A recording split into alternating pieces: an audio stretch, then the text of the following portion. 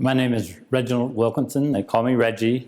I am the retired director of the Ohio Department of Rehabilitation and Correction. In the role as director of the department, I oversaw the executions of 20 persons who were condemned to death. It was always difficult to meet with a person you know that probably in a matter of an hour or a couple hours would no longer be able to talk with you. Because I've always, tried to separate, any kind of emotions and any kind of personal feelings about the process from my being officially required to carry out the responsibility of overseeing the execution. I pretty much, attempted to be as stoic as possible. And what I mean by stoic is, I wanted to be emotionless. To me, it was part of the job prescribed by law that I had to carry out. And I did. Did not mean that I was so unflappable about it all that it didn't bother me. I think it would bother anybody with any kind of sensibility about what was about to happen. But nonetheless, I had a job to do along with a number of other persons who did it with, in my estimation, a lot of reverence. Regarding my personal position on capital punishment, I mean, this might sound a little odd, but I believe I have always been against it. But I was never an activist. I never protested anything regarding, capital punishment.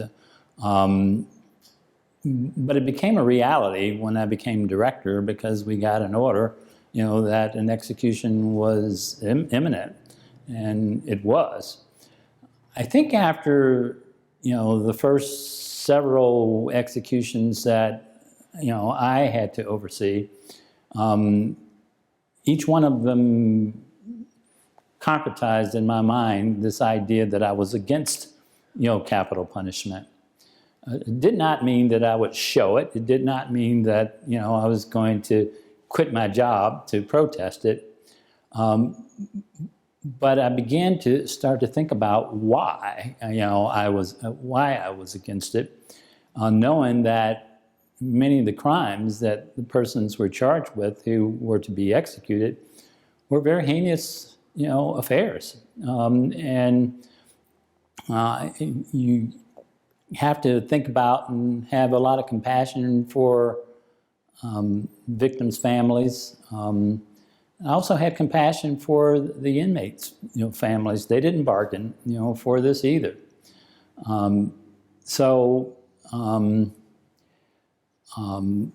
Eventually, I just, in my own mind, not in any kind of public way, but in my own mind, I knew that I was not for capital punishment. When I met with, the condemned inmates in what is dubbed as the death house at the Southern Ohio Correctional Facility, I'm not sure I had any ritual in mind, and nor did I have any kind of script that I would follow.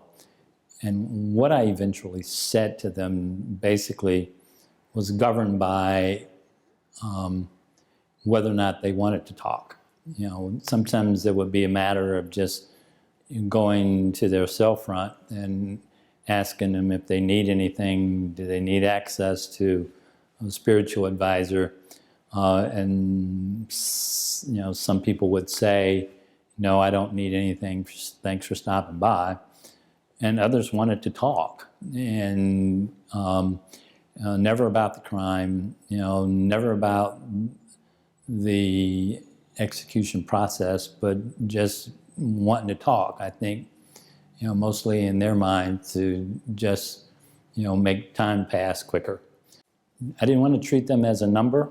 You know, I didn't want the seriousness of what was about to happen to them to be undignified, but I guess for my own, sake, I wanted to not make it personal with me. I don't believe I ever had a condemned inmate tell me that they were innocent. I think at that point, if there were no last-minute appeals, it was, in their mind, useless to say that. As far as I know, there was only one inmate who willingly did not go into the execution room willingly. And he basically had to be carried into the room and strapped down on the gurney where the lethal injection is, actually carried out. I don't think he was doing it, as a protest. I think he was just very frightened, and maybe it was a protest. I can't read what his mind was, but he was just fearful of, what was about to happen to him. He was very sorrowful for himself, and I think embarrassed with his family, and I just think he just somehow or another lost consciousness of his physical faculties. I can't say that, in reflection about, my time as director, and especially as it relates to capital punishment, that I have nightmares about it all. I do not stay up at night. I can't say that it's caused a lot of trauma for me. Maybe it does, and maybe I'm just good at suppressing it. But I also don't give myself chance enough to think about it and lament about it, overly so.